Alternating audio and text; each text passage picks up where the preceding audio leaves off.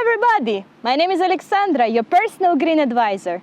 Welcome to my channel, and today with me I have George, the biologist, the founder of BioBubble startup, the future of the packaging industry.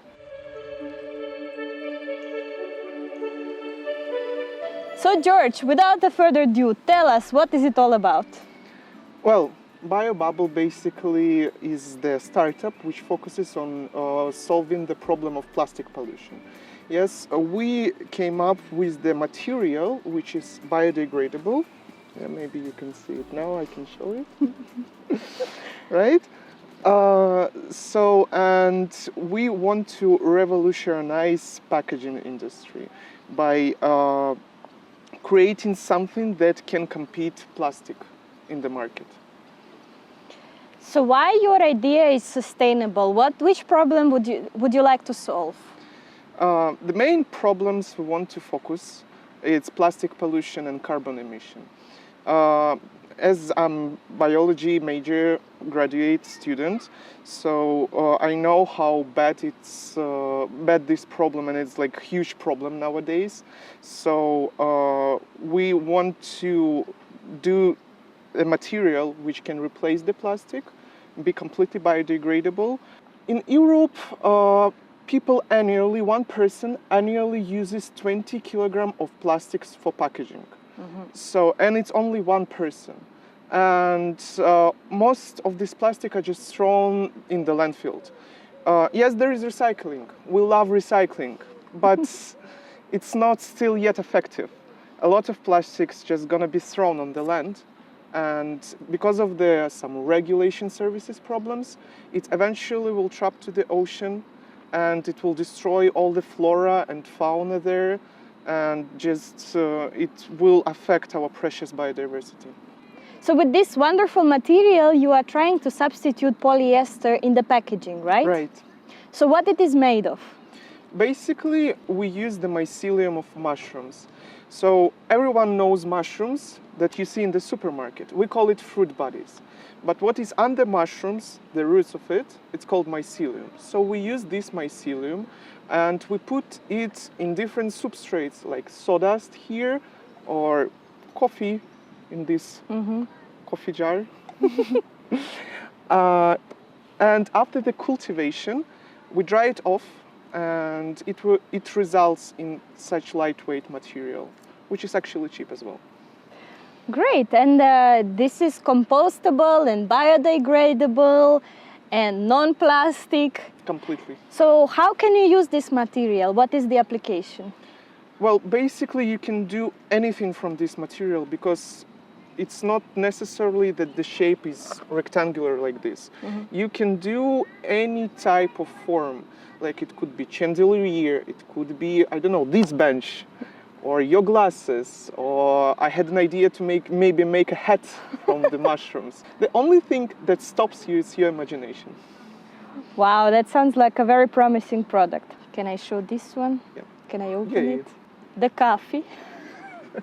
Why is it now white? Because the mycelium is white. Okay.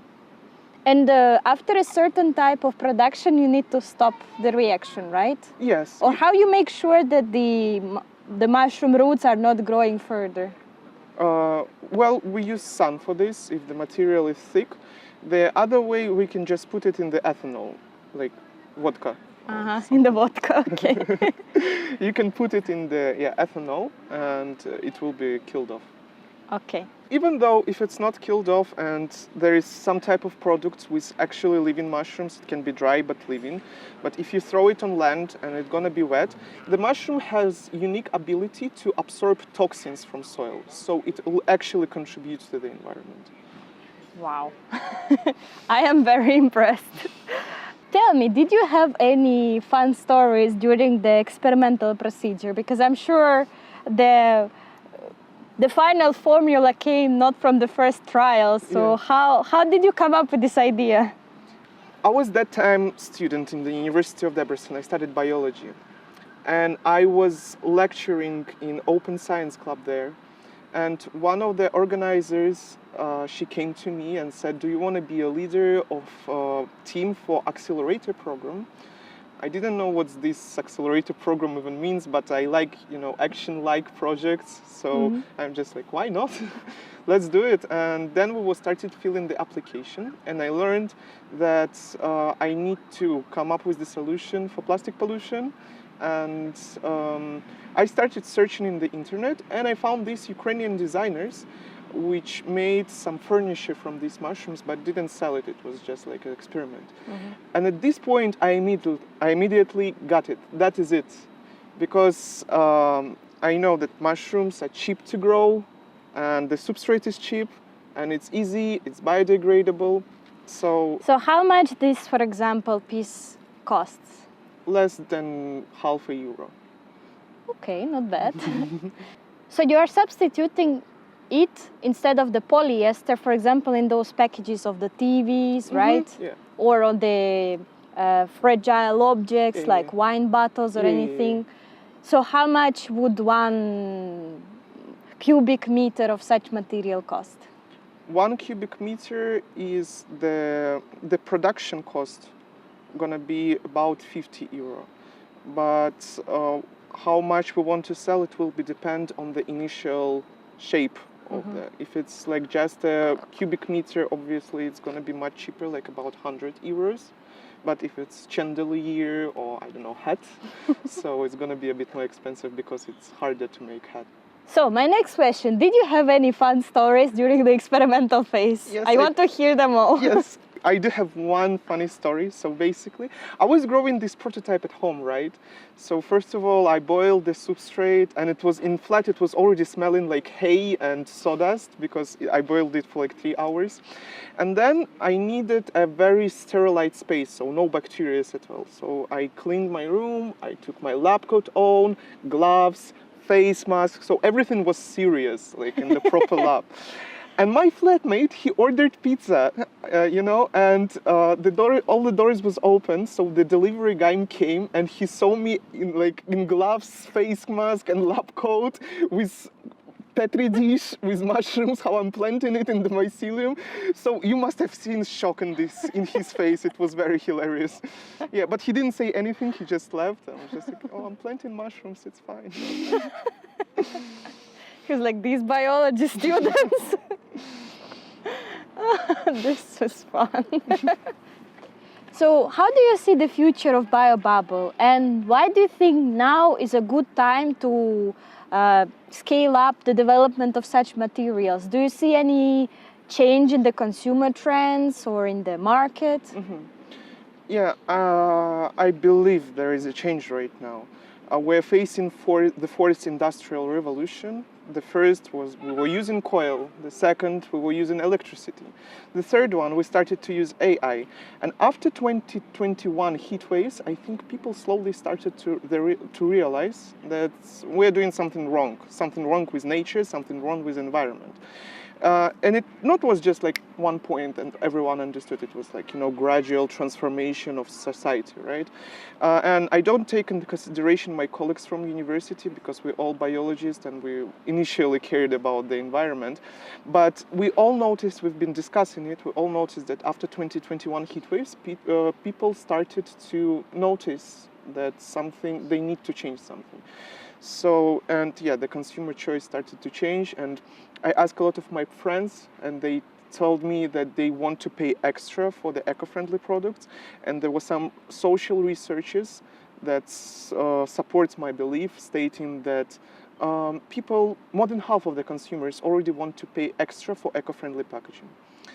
Yeah, and the future of BioBubble, I already got an internship proposal in the University of Applied Science in Netherlands. They are focusing on bio-based material, including mycelium one.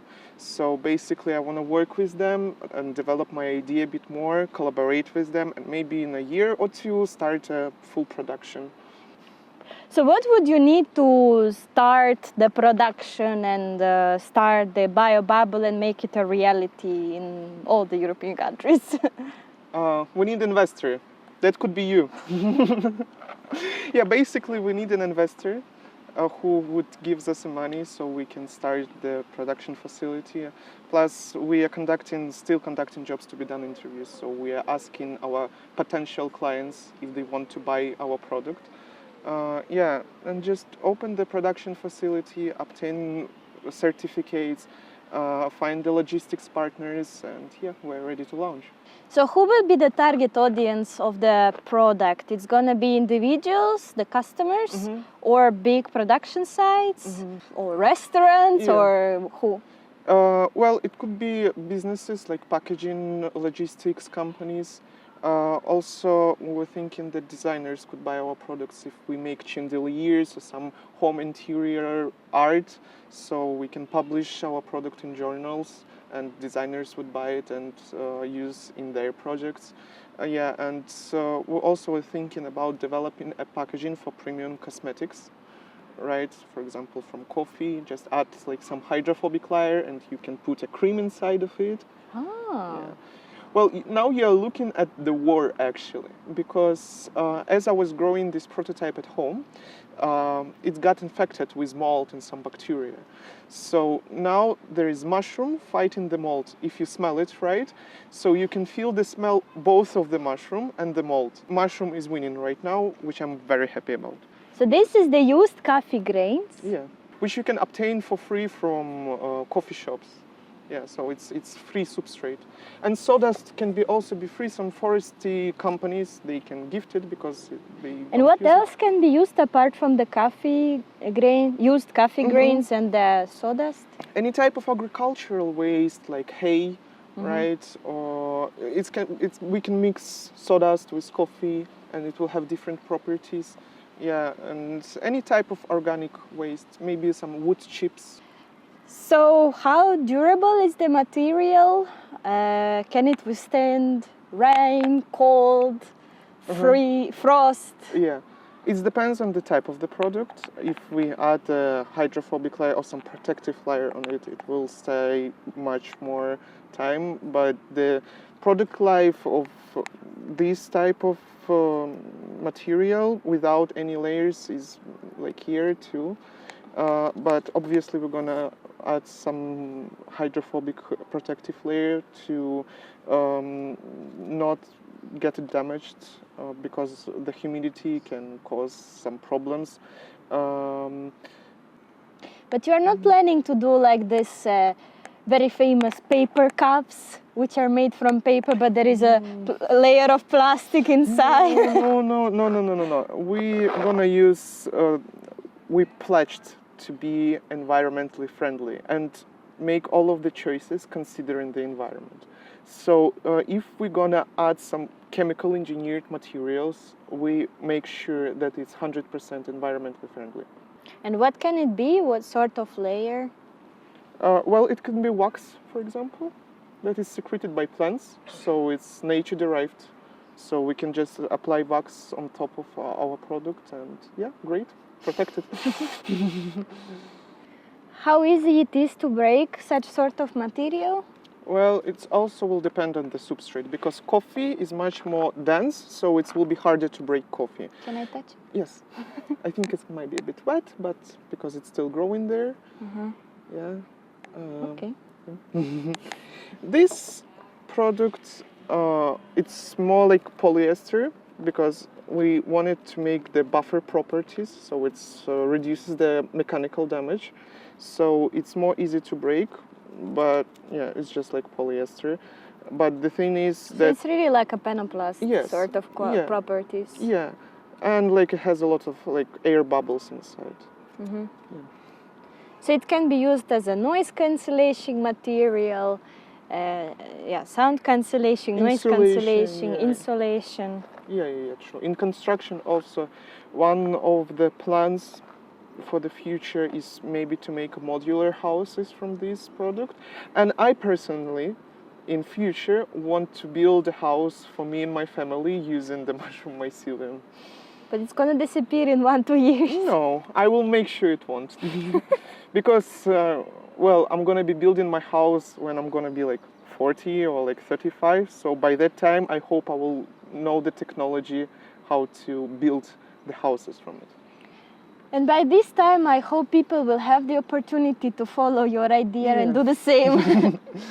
And how long does it take to grow, for example, a brick like this? 10 days, 2 weeks. Okay, and what about the coffee? Same, absolutely same. Yeah, it can be increased by adding some enhancers to it, some organic waste or more starch, more food mushrooms, minerals, and yeah, it can be 10 days. Yeah, I guess. And I guess more is the amount of the substrate, longer it grows. No, the more the amount of substrate, the more mycelium you need to add. So, but in average, it grows the same time, because mycelium has a limit of its growth. And we use oyster mushroom species because it has the fastest growth and it's quite resistant to bacteria and different molds. So it can overcompete other organisms in the That's substrate. what is happening now in the cup. Yeah. Strong mushroom. So what will be your call for action? What would you like people to do, those who are watching us today, now? Oh, okay. People, wake up. Think about your actions and about of consequences of your actions. Maybe you don't need to use the light right now in your room. Maybe candle is better. Maybe you can put your laptop in energy saving mode if you're not using all of the potential of the computer, if you're not gaming or not doing any hard job, because it all saves energy and helps the environment. Put your trash in the correct bin. And if you don't want to recycle, at least put your bottle at one place at your home and go recycle it once a week. So take a nice walk. Subscribe to this channel, give this video a like, subscribe to BioBubble social media, you will find links in the description. Stay green. I hope you enjoyed learning about BioBubble the same way as I did today. Thank you, George, for coming. Thank you. If you like this video, press the like button on the bottom of it and subscribe to the channel to see more of its kind. Stay green!